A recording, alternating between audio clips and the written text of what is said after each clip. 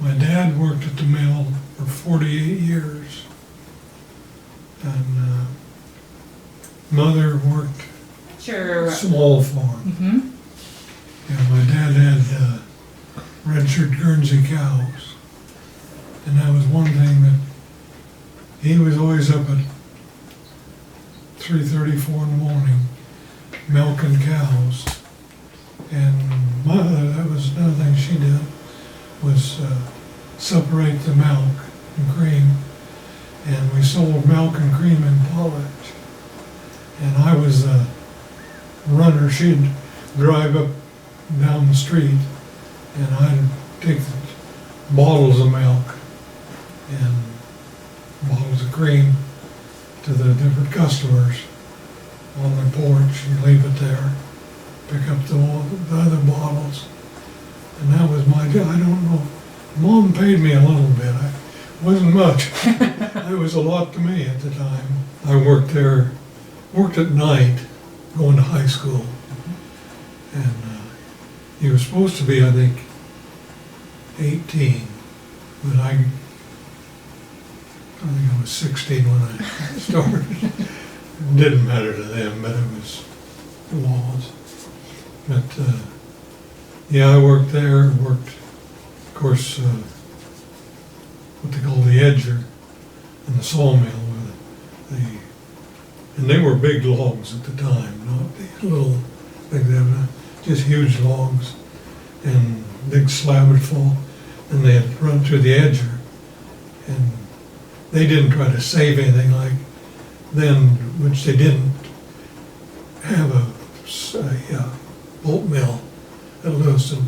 They burnt all the edgings, but he was in a pit, and the log or the board come at you. You push to the side, and then the edgings were there, and you flick them aside into another chain deal. And it was dangerous, because if you weren't quick, sometimes those slabs would come right through and get you. I remember getting hit a few times with them, and they're really moving. They talk about it now, of race relations and stuff. I remember it was really bad. On the way, it ended up to be mainly Italian, because the Italians weren't welcome in Potlatch, as the Japanese, several other people were. Of course, when I was real young, I didn't understand it. They were my friends, and that was it.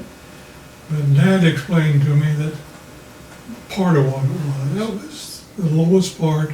That's where the Japanese had to live. They weren't allowed uptown.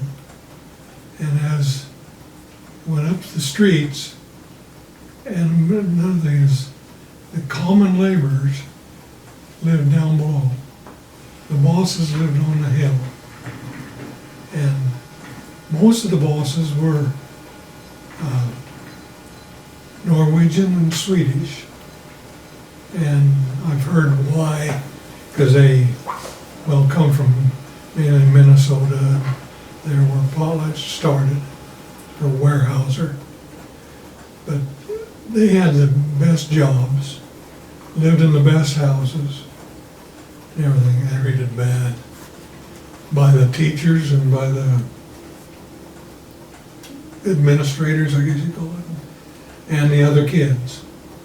A lot of it went, and I think it's the same as it is now, a lot of the parents told their kids, don't associate with those little Japanese kids. They're no good. Things like that. So the kids, in turn, just kind of learned, don't associate with them. But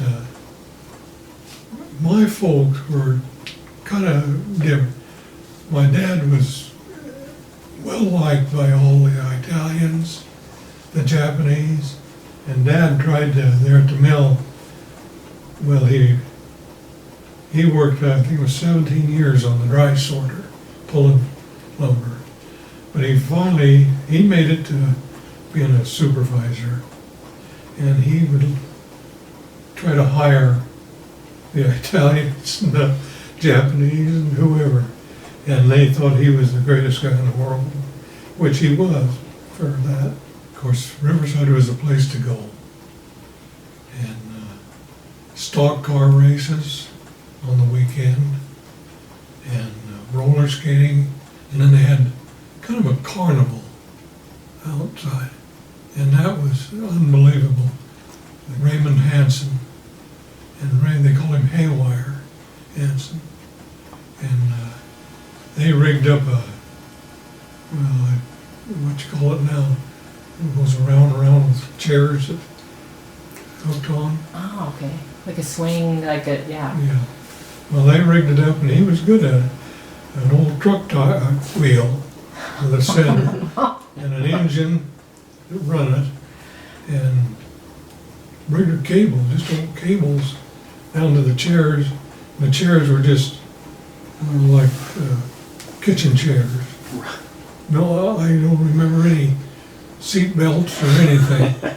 And then, I don't know, it wasn't very much, like 25 cents to ride. But boy, that was the deal. And you get on there, and he'd crank the engine up, and then throw it in gear, and start turning around and around. Pretty quick, it was just straight out. And you just held on it was fun for young guys like me. Boy, this is fun. But he'd ride until some of them would get sick and all kinds of stuff. But he'd slow it down and finally stop. And I remember that because they called him Haywire Hansen. And it was haywired together. Everything was, nothing was new. It was all just old stuff. Riverside was known as blood and beer and mud. And that's about what it was. And that was the things every Saturday night. They'd come from Oaksdale, Garfield, Luce, Moscow even, there. But it was expected that the tough guys would fight, and then the girls, of course, liked the tough guys. And it was a mess, but it was a good time. It wasn't all fights and that. It was dancing, roller skating, having a good time. But it was a place to go out of Potlatch, and the mill workers and I would congregate there. Like I say, the Saturday and Sunday, but stock car races there on the dirt track. But everybody had a good time there. Well, at first they didn't think it was going to close. Everybody, the rumor was, of course, rumors all the time, well, they're going to close the mill. Old timers will, like my dad, oh, they'll never close the mill. No, and they started gradually slowing it down. And eventually, they did close it, and people just, well, they didn't know what to do. They tried to get jobs, like in law school, U of I, WSU, which a lot of them did. Farmers, they worked for farmers. They were all good men that knew how to work.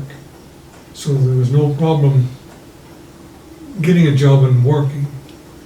But there just wasn't that many jobs around.